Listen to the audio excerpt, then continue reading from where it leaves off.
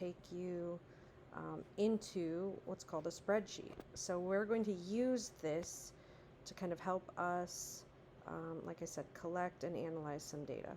All right, the first thing that we're going to do, you're going to have to practice writing in these cells. So you double click on a cell in order to write in it. Okay, not too bad, not too difficult. And we're going to have some categories. We're going to have a category of name. We're going to have a category of distance in miles. And we're going to have a category of time in minutes. Okay, and what are we measuring? We are going to be measuring a list of students who have recorded how far they live from school. So the distance from their house to school and how long it takes when you drive to get from your house to school. Now, obviously, if you look this up online or with your phone, that there's going to be multiple paths that you can take. Just choose the quickest path to school, the shortest distance, and then give yourself kind of how long it takes in the distance in miles and the time in minutes. All right, so I've got a list of some names, and we're going to write them down together. We have Miracle, who lives 12 miles from school and takes 14 minutes. If you click on the tab key, it'll take you to the next cell in the same row. So that's what I'm using. We have Dorian, who lives 1.5 miles from school and is 5 minutes away. So you're collecting this data with me. Tess, who lives 1.8 miles from school and 6 minutes. Maddie, let's see, Maddie's 2.1 and 6 minutes. So we've got, so far, people living really close to the school. We've got Weller, who lives 1.5 miles, again, not too far. And you can see that some people are living the same distance from school, and their times to get to school are the same, but that's not always the case. Depending on where you live, there could be more traffic lights, so you won't always get the same time to go with your distance. We've got Sam here, who goes from 1.7 miles and 6 minutes away.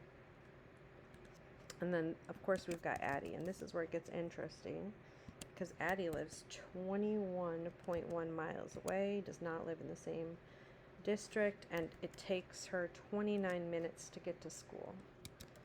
We also have Colin, who is very close. Colin lives 0.8 miles, takes him 3 minutes driving. Joseph, who lives 2 miles, 5 minutes. Isabel, who lives 2.8 miles and is 8 minutes away. And then Oliver, let's see, what's Oliver? 5.6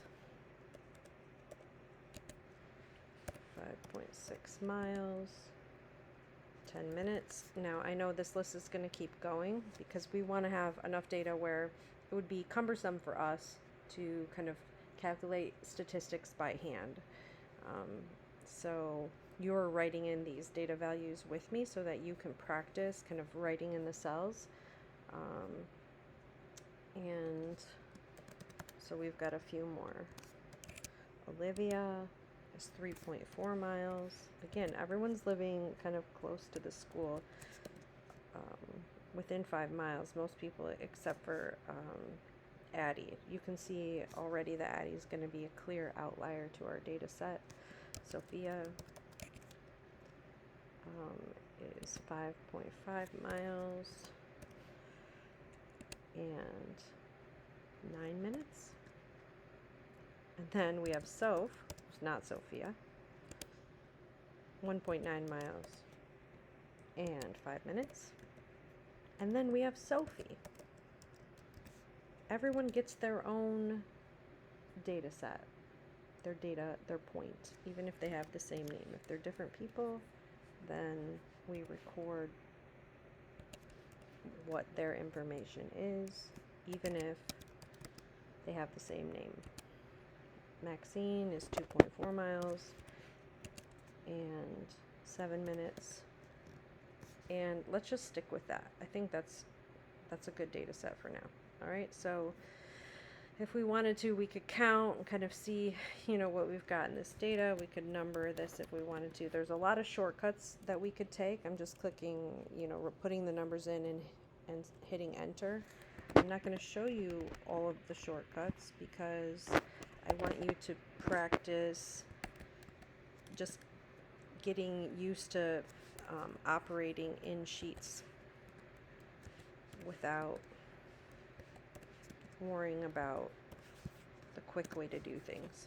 All right, but we've got 16 entries here, and I would say that gets us to the point where it's going to be annoying to kind of deal with things on our own. So is what we're going to actually do with the help of sheets is create a 5-number summary. All right, so over here on your right, to the right of the data set, this is what you're gonna write. You're gonna write min, tab, you're gonna write Q1, tab, what else do we want? Median, Q3,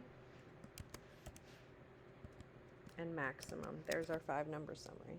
All right, and with that, next to that, you are going to kind of give ourselves 2 categories. Again, distance in one category and time in the next category. And if you want to get fancy's from town, you can highlight this. And I highlight by holding my finger on my scroll pad and then kind of moving another finger along. I'm on a MacBook. I don't know how it works on a Chromebook, but try it out and see how you can select and highlight, because we're going to need to be highlighting a lot of things. But right now is what I'm going to do is I'm going to go up here to this little window, and it's actually a way to create borders. You can have a bottom border, a top border, just an outline, and I'm going to select all borders. And then what ends up happening is I get this really cute little, I guess, chart that we're going to fill in. Okay, so if I want to find the minimum value for the distance, let's say for these students, there's actually a way that Sheets will calculate this for me. What do I have? I have a mini calculator in this cell right here, and the way I access the calculator is by kind of putting in the equal symbol. As soon as I insert an equal symbol, my cell turns into a calculator. If I don't have the equal symbol, I cannot calculate in the same way. So here's what's going to happen. I want to know, and these values are not in order, but I want to know how to find the minimum value, or is there a function that I could use to calculate the minimum value without having to sort everything? And the answer is yes. Sheets has a built-in minimum calculator, and if you start writing with capital letters, you'll see that it kind of prompts you to write the word min, where it says minimum value in a data set. That's what we're looking for. We want to know who is closest to school. So we kind of select on that, and you'll notice you get a parenthesis that kind of pops up. So this function is going to calculate the minimum value for me of the list. But how do I access the list? Well, this is where it gets fun. You don't have to put in all of the values. This is what you can do. You can select the first cell and then scroll down. Keep scrolling until, is that it? Yep. Until you get to the last number in your list. And you'll notice that in parentheses here, it says C13 to C18 with a colon in between. What is that saying? Well, this cell with the number 12 in it is actually, it has a name. It's in column C and row 3. So we call this C3. All the way down to the bottom, it's still in column C, but now it's in row 18. So each cell has its own distinct kind of location address, if you will. And this is saying find the minimum values of the list that starts with C3 and ends at C18. So it's really convenient to just highlight because we don't have to input all the data values. So here we go. We close the parentheses and hit enter. And look at what happens. We get the minimum value. If we went over and looked at this list, we can definitely see that 0.8 is the minimum distance. All right, so yay for us. That was super easy to calculate. And you can imagine if this list was 3 times as long, how much time you would save. Again, the longest part is just typing in the data values correctly. And we had some issues in class with people not giving the correct data, like they were giving their time in their walking time instead of their drive time, or they were trying to give, I don't know, a longer distance, a longer choice in distance when they were supposed to choose the quickest route. So anyways, the data collection is the most tedious part. All right, so now you're going to try this with time. You're going to click on your cell. You're going to write equals minimum, because we want to know what the minimum time is, parenthesis, and then select the time list now. And you'll notice that it's a list of D's because we're in the D column. Close the parenthesis, hit return or enter, and you get the minimum drive time, which is 3 minutes. And we know in this particular case that the minimum distance matches up with the minimum time. All right, so hold off on Q1. Let's try the median. The median, again, we want it for the distance. Remember, the median is if we lined up all of these values from least to greatest and selected the one that was in the middle. Okay, that is the median. Here's the issue. We have an even number of data sets, of data points, and we've already said previously that if you have an even number of data points, then you're actually going to end up with 2 middles so that you can have the same number on either side. If you have an odd number of data points, you'll end up with 1 middle. So this is super convenient for us, again, to calculate the median, to just select, but what's the function? We put an equals, and for median, you actually have to write the whole word. You have to write median. And we end up, oh my goodness, my heart just stopped because I have a child in the house that I did not know about. Okay, she's 16, just lurking around here. All right, onward. We select median equals, and what do? We highlight the same list. That's easy. Parentheses, return, and done. Now, it's also asking me, do I want to autofill? Like, do I want to continue this pattern, forever and ever? And the answer is no, we don't. All right. We know that the median is 2.25. What is this saying for distance? This is saying that the middle distance, if you line up least to greatest distances, the middle distance is 2.25 miles away from school. Everything below that is in the lower half of the data set. Everything above that is in the higher half of the data set, the top half of the data set, right? So 2.25. That was so much quicker than having to, by hand, write the values from least to greatest and then kind of calculate that middle value. What does that mean? It means that you're going to try it for time. You're going to say equals and median. And this is going to go a lot quicker because now you've seen it and you're picking up on the pattern. Remember, math is the science of patterns, and you humans are so good at picking up patterns quickly. So my guess is, well, there's the median drive time.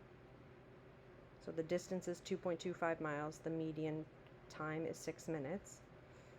But my guess is that you're going to be able to very easily calculate the max. I bet you I don't even have to tell you. You know you need an equals. You're probably going to start with something like max, and it's going to prompt you for the correct function. And again, we're finding the max of the distance, so we select the list, close parentheses, hit enter, and we're good to go. How about time? Same thing, except for we select a different list. Equals maximum. We want to know who takes the longest to get to school. We select all of these, close, and 29. So we knew that this was going to be Addie. She's by far the maximum, right? And she's 21 minutes away, or sorry, 21.1 miles away in 29 minutes. So we knew that that was going to be the case. So this is 3 different, data points. What am I saying? 3 different statistics that we're looking at when it comes to this data set: minimum, medium, and maximum. We need the 2 others. We need Q1 and Q3. Let's give ourselves a little reminder of what Q1 means. Think about it. It's talking about quartile 1. And if you think about 4 quarters, right, this is going to have something to do with the first quarter of the data set. So is what we're saying when we calculate Q1 is actually below this number that I'm about to get right now is going to be the bottom 25% of the data. That means the smallest drive time and the smallest distance are going to be below your Q1, okay? The least values. So in order to calculate Q1 though, you need to do one extra thing. So we're going to put equal, we're going to write quartile, and then parenthesis. We're going to select the data. Okay, so we've got it. And then don't close the parentheses yet. This quartile needs a specification. Which quartile is it? Okay, because there's different ones you could use. So you are going to put a comma, and then you're going to write the number 1. And that specifies to your spreadsheet that you're looking for the first quartile. All right, so when we enter, what do we get? 1.775.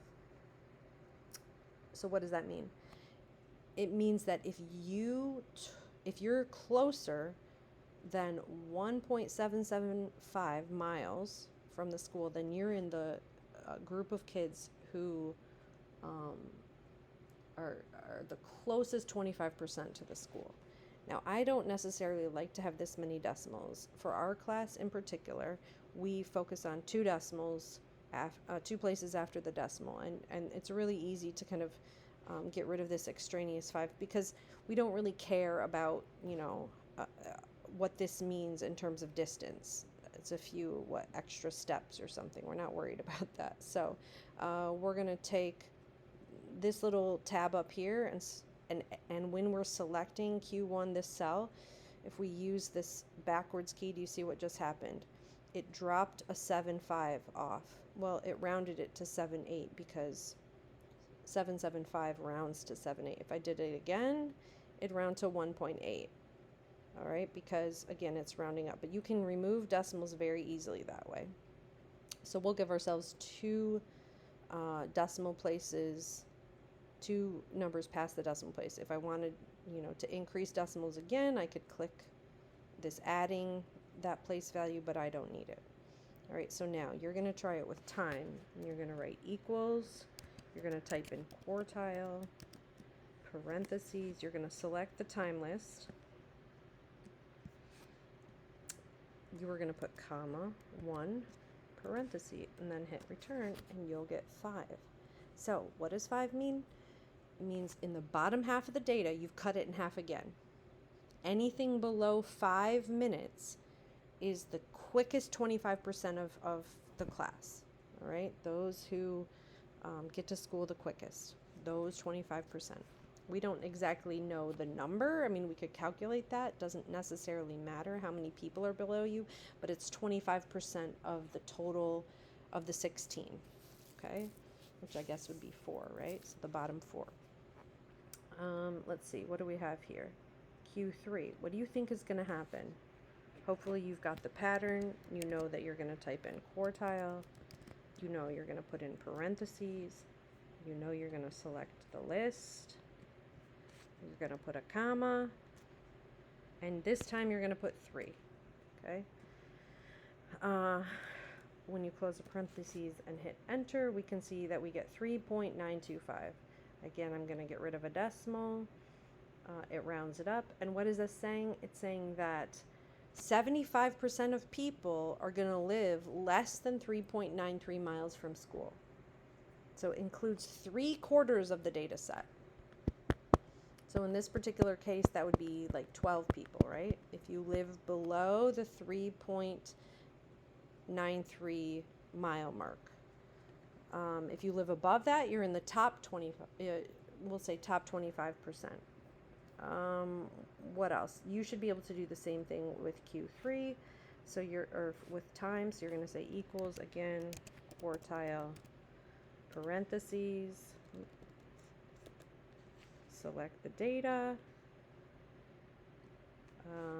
comma, 3 this time, close parentheses, and there we go. We see the time is 9.25 minutes. So what is that saying?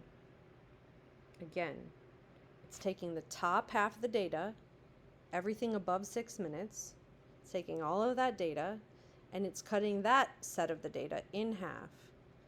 And it's saying, okay, everything below 9.25. 9.25 is kind of that marker of everything below this is 75%. 75% of this class is going to be arriving at school in less than 9.25 minutes. All right. So if anyone ever tells you that they're in the 100th percentile, they are lying to you, because you can't ever be in the 100th percentile. When we talk about percentiles, like Q1 and Q3, and actually the median, if I really wanted to be specific, would be something like Q2.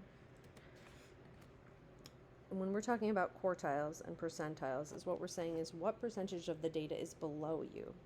So if you're included as one of those points in the data set, then 100% of people can never be below you. Even if all of the people are below you, if there's 100 people, you're still one of those persons. And so that would make 99% of the people below you.